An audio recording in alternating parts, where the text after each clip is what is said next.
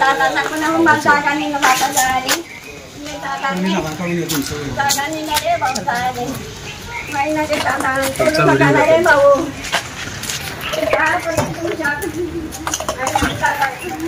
जी tension नका घेऊ तोडू नका म्हणजे आता ते आपलं नाही आजी त्यांना सोडून द्या तुम्ही सोडा ना मला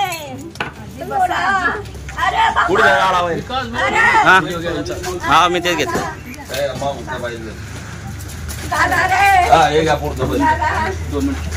दादा नाही रे भाऊ नको ना रे भाऊ नको ना अरे दादा फक्त माझ्याकडे कोणी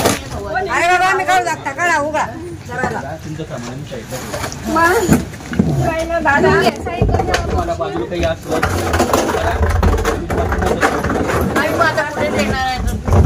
देणार आहे नाही ना दादा तोडू नका ना अरे आजी नाही ना दादा तोडू नका ना दादा भाऊ तोडू नका ना नाही ना दादा गॅस सिलेंडर सगळंच काढणं पडेल कोणी नाही माझ्या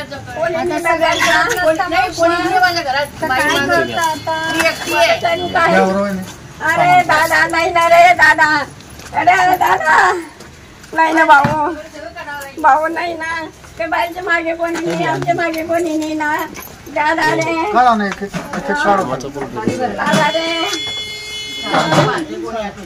काय करू द्या अमूल्य बोलवा ना अमूल्य बोलवा देवा तू घरात बैसले बाबा तुझ्या वापर काढून माझा आहे का आता मी जे मराठे साहेब येत आहे आम्ही फक्त आम्हाला जे काम सांगलं आम्ही ते काम करणार माझ्याकडून जितकं सहकार्य तुम्हाला दिलं मी 5-6 वर्षात मी तुमच्या प्रत्येक गोष्टी वापरली गेलेलो आहे आमच्यापासून आता पण तुम्हाला काही त्रास नाही मला बघा मावशी मला वरतून आदेश आहे मी काय करू नाही मी वापर काढून दिली नाही इकडनं साहेब येत आहे साहेबांशी बोला तुम्ही असं काही इतकं तू टेन्शन घेऊ नको थोडा वेळ बसतो मावशी निराधार सारखे आम्ही दोघ जण मुलगा वगैरे होता का मुलगा होता पण मुलगा वागला भाऊ येत आहे अच्छा बर मग तुम्ही दोघंच राहता का तुम्ही आणि बाबा आम्ही दोघंच राहतो इथे बरं ठीक आहे आता काय अपेक्षा आहे आजी तुला मला माझी जागा मला हक्काची मिळाली पाहिजे एवढी माझी इच्छा आहे बर एक समोरच्या व्यक्तीनं काय केलं म्हणजे असं घर पाडलं काय माहिती भाऊ काय केलं त्याने एकाएकी त्याने आम्हाला नोटीस दिला आम्ही त्याचं उत्तर देऊ शकलो नाही त्यांना एकाएकी कारवाई करू तू किती वर्षापासून इथे थांबलेली होतीस दादा मला 52-55 वर्ष झाले थांबलेली हा पण या लोकांनी मला धोका दिला हा अच्छा तेच त्यांनी असं करायला नाही पाहिजे होतं पण त्यांनी असं करून एकाएकी येऊन करून टाकलं मला आता कोणीच नाही आहे निराधार सारखे काय करायचं मुलगा नाही काही नाही पाठीमागे कोणी नाही मुलगी पण सासरी आहे एकच आहे पण मग काय सांगणार या आजीबाबांचं घर पाडल्यानंतर आता त्यांच्या पाठीशी तुम्ही उभे राहिलेले आहेत आणि काय नेमकी आता यात तुमची भूमिका राहणार आहे पाठीशी उभा राहण्याचा प्रश्न येत नाही मी या ठिकाणी एक नैतिक जबाबदारी म्हणून आणि या जगात माणुसकी अद्याप जिवंत आहे म्हणून या ठिकाणी आलेलो आहे नमस्कार मी ॲडव्होकेट पियुष नरेंद्र पाटील सामाजिक कार्यकर्ता आहे माझ्या शेजारी आजी आजोबा आहेत आणि यांचं गेल्या 2 दिवसाला जळगाव महानगरपालिकेच्या अतिक्रमण विभागाने 15 दिवस पहिले नोटीस बजावली होती परंतु अचानक येऊन हे घर या ठिकाणी पाडलेलं आहे आज ते रस्त्यावर आहे त्यांच्या डोक्यावर छत नाही परंतु ज्या पद्धतीने महानगरपालिकेने ही कारवाई केली माझं महानगरपालिकेच्या अतिक्रमण विभागाला आणि आयुक्त महोदयांना आव्हान आहे की जळगाव शहरामध्ये किती अशी अतिक्रमणं आहेत की जे पार्किंगच्या जागेत अनेक ठिकाणी हॉटेली चालू आहेत त्या ठिकाणी बिअर बार चालू आहे याचा हप्ता तुमच्यापर्यंत पोहोचतो आहे अनेक ठिकाणी हॉस्पिटल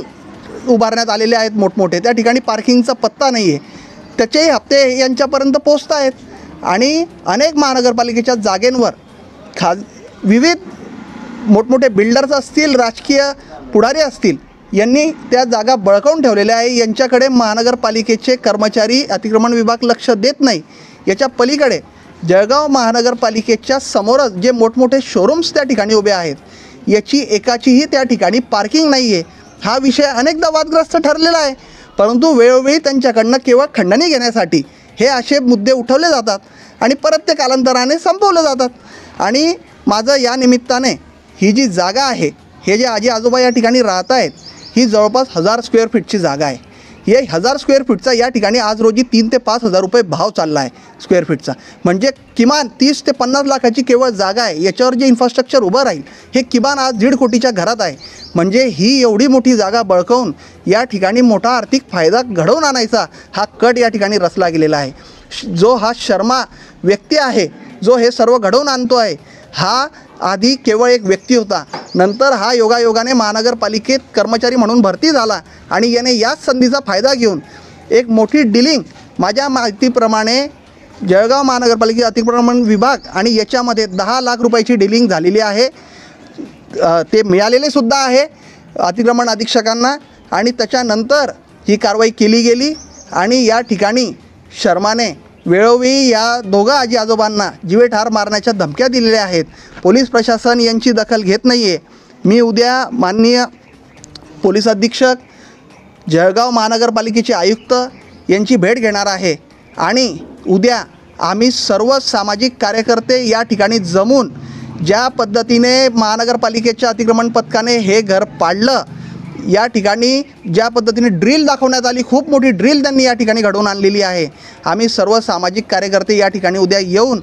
पुन्हा त्यांचं घर उभं करून त्यांचा संसार आम्ही पुढे हे करणार आहे. पण भाऊ, या दरम्यान जर काही कायदेशीर कारवाई झाली तर तुमच्यावर? कायदेशीर कारवाई, चांगलं कामं करत असताना कायदेशीर अडचणी येत असतात. पोलीस प्रशासनाने त्यांचं काम करावं. आणखीन काही प्रशासन याच्यात सक्रिय होणार असेल तर त्यांनी याचं काम करावं.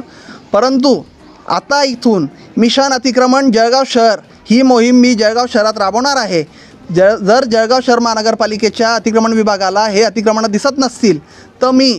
दररोज लाईव्ह शो करून हे अतिक्रमण महानगरपालिकेच्या लक्षात आणून देणार आहे. आणि जळगाव महानगरपालिकेचे अतिक्रमण विभाग आयुक्त ही मर्दानकी दाखवतील का, हे आपण सगळे डोळ्यांनी बघूया पुढे.